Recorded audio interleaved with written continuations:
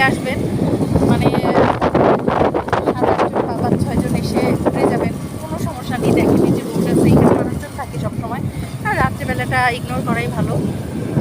এই তো দেখেন এই যে রোড, এখানে সবসময় মানুষ চলাচল করে। ভিতরের দিকে বেশি ভিতরে না যাওয়াটাই বেটার। এখানকার যে লোকাল আছে তাদের সাথে গেলেই, রাত্রেবেলা যদি যেতে চান তাহলে তাদের সাথে যেতে হবে, আর দিনের বেলা কোনো দরকার নেই, কোনো প্রয়োজন নেই। এই যে এখানে রোড করা হচ্ছে, ঠিক করা হচ্ছে। এর আমাদের বাইকটা আটকে গেছে, কারণ রোডটা খুব মানে একদমই লাল মাটির রোড, তো একদমই তারা তেরা বেঁকা। এই যে দেখেন কি সুন্দর, এই যে সবুজ, একদম সবুজ, কি বলবো। আপনারা যদি মানে শীতকালে আসেন আরও সবুজ বেশি দেখতে পাবেন। এখন তো বসন্ত শেষ, গ্রীষ্ম আসতেছে, এখন গাছগুলো একটু রুক্ষ রুক্ষ লাগছে, তারপরও এই গাছগুলো আসলে সবসময় একই রকম থাকে, মানে কোনো ই নাই।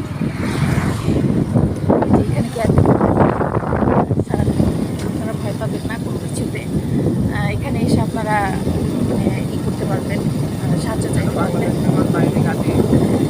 আর এটা হচ্ছে বাংলাদেশ বিমান বাহিনী ঘাঁটি। এখানে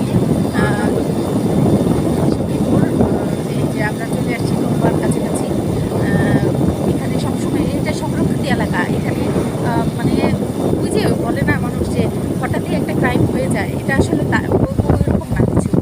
এটা একদমই প্রোটেক্টেড এলাকা। প্রোটেক্টেড না, উচ্চারণে ভুল হচ্ছে। প্রোটেক্টেড এলাকা।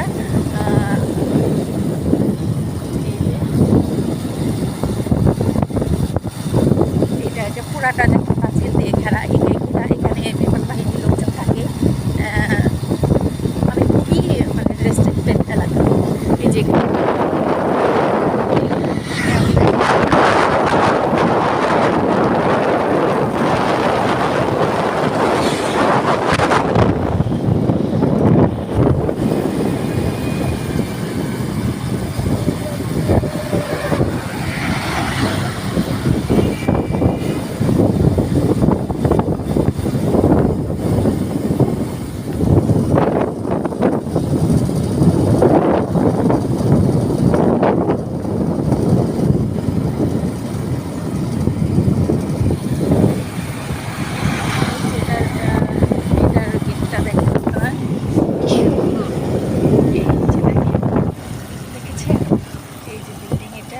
রোডটা যে কি সুন্দর, আমার যেতে ইচ্ছা করে, কিন্তু এখানে যাওয়া সম্ভব না। এখানে শুধু পারমিশন পায় হচ্ছে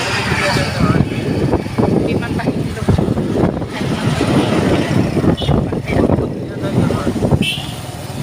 অনুমতি নিয়ে আপনারা যেতে পারবেন, কারণ